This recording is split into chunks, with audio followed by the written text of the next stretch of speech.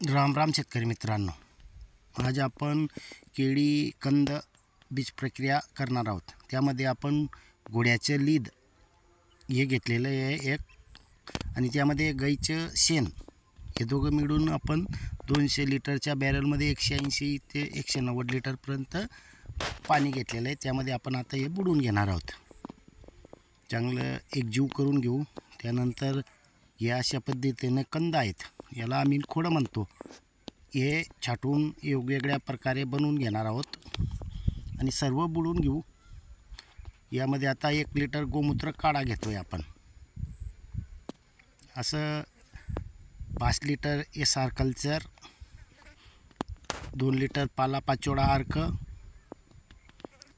आणि 2 लिटर हे केळीकोड पडशेव टॉनिक आणि 150 ग्राम आपलं मार्केटमधून ह्युमिक ॲसिड आहे, ते आपण यामध्ये एकजीव करून घेणार आहोत, की जेणेकरून आपल्याला बीज प्रक्रियामध्ये ह्युमिक ॲसिड आणि आपल्या SR कल्चर आणि त्यापासून ज्या बनवलेल्या निविष्ठा आहेत या सर्व आपण एकजीव करून घेणार आहोत।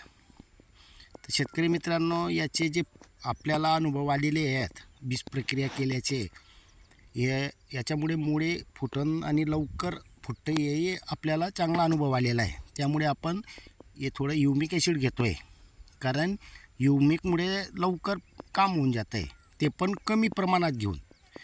आता लोकांना जास्त प्रमाणात लागतं, पण आपल्या या नैसर्गिक निविष्ठा असल्यामुळे हे थोड्या प्रमाणात टाकूनसुद्धा आपल्याला याचे चांगले रिझल्ट भेटतात।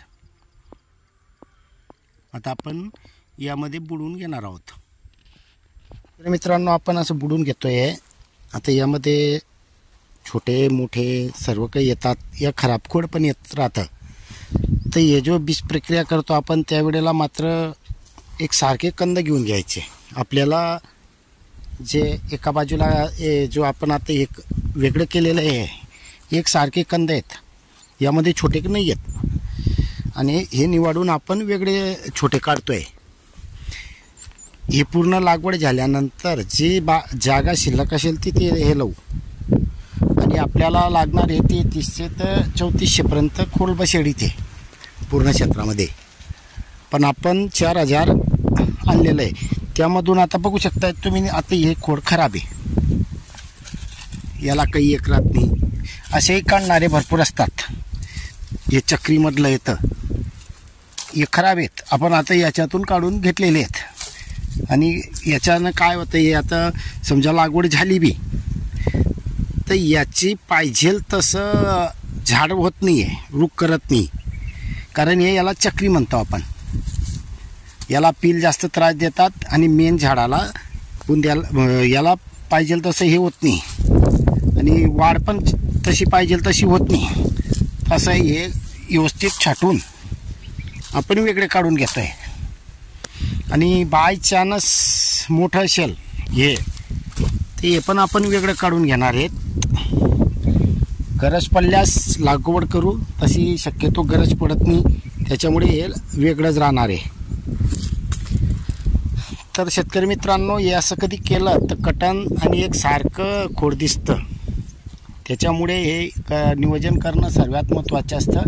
अगर आपण काही एक छाटणी न करता कधी लागवड केली तर काय होतं, जे आपण म्हणतो लहान मोठं झाड झालेलं आहे, तर हे सुरुवातपासून ते एंडपर्यंत चांगलं फास्ट जातं, पण हे जो खोडा असतात हे लहान मोठे होण्याचे मेन प्रॉब्लेम हा राहतो।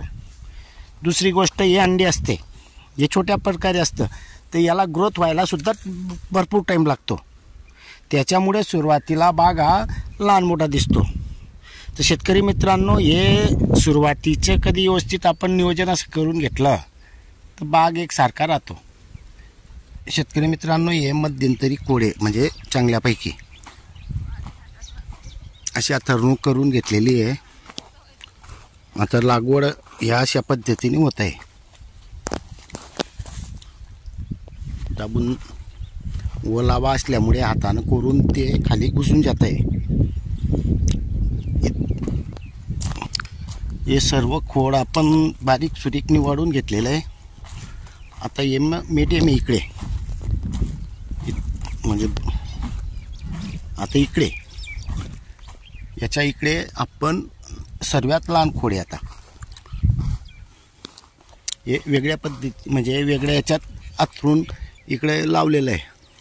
आणि समजा हे जे कंदर असेल तर लहान मोठं होत राहतं. त्याच्यामुळे आपण हे जे छोटे आहे हे एका बाजूला लावलेलं आहे आणि मोठाळ तिकडे लावलेले आहेत.